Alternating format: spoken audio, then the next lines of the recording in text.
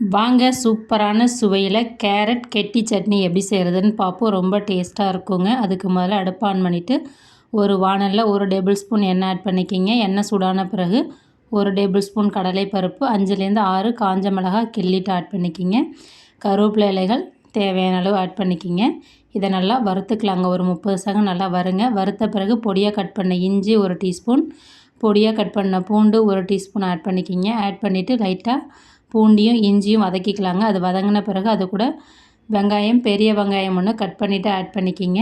லைட்டாக வதங்கினா போதும், ரொம்ப ப்ரௌன் கலர் ஆகணும்னு அவசியம் இல்லைங்க. வெங்காயம் வதங்கின பிறகு அது கூட தக்காளி ஒன்று ஆட் பண்ணிக்கிங்க. உங்களுக்கு தக்காளி சேர்க்க விருப்பம் இல்லைன்னா ஒரு சின்ன நெல்லிக்காய் சைஸ் அளவு புளி ஆட் பண்ணிக்கிங்க. மஞ்சத்தூள் கொஞ்சம் ஆட் பண்ணிக்கிங்க. உப்பு சுவைக்கிறப்ப ஆட் பண்ணிவிட்டு தக்காளி நல்லா நைஸாக வதக்கிக்கலாங்க. இப்போ தக்காளி, வெங்காயம், இஞ்சி பூண்டு கூட சேர்ந்து நல்லா வதங்கிட்டுருக்கு பாருங்கள். ஒரு 2லேருந்து 3 நிமிஷம் வதங்கட்டுங்க. இப்போ வதங்கின பிறகு நம்ம பொடியாக கட் பண்ணி வச்சுருக்கிற கேரட்டை ஆட் பண்ணிக்கலாங்க. கேரட்டை நல்லா கழுவிட்டு மேலே இருக்க தோலை சீவிட்டு பொடியாக கட் பண்ணிவிட்டு ஆட் பண்ணிவிட்டு ஒரு நிமிஷத்துக்குள்ளே வதங்கினா போதுங்க. ஏன்னா நம்ம நார்மலாகவே கேரட்டை பச்சையாக சாப்பிடுவோம்ல, அதனால் ரொம்ப அதிக நேரம் வதக்கக்கூடாது. வதக்குனா அந்த சட்னியோட டேஸ்ட் வந்து மாறிடுங்க.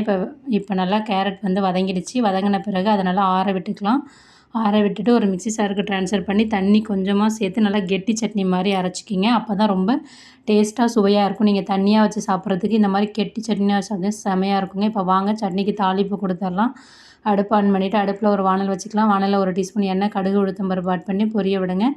காஞ்ச மிளகாய் 2 ஆட் பண்ணிக்கிங்க. கருவேப்பிலை ஆட் பண்ணிவிட்டு பொரிஞ்ச பிறகு அடுப்பை ஆஃப் பண்ணிவிட்டு நம்ம அரைச்சி வச்சுருக்கிற அந்த கெட்டி கேரட் சட்னியை வந்து அதில் ஆட் பண்ணிக்கலாங்க. நீங்கள் இட்லி, தோசை, சாதம், சப்பாத்தி எல்லாத்துக்குமே செமையாக இருக்குங்க.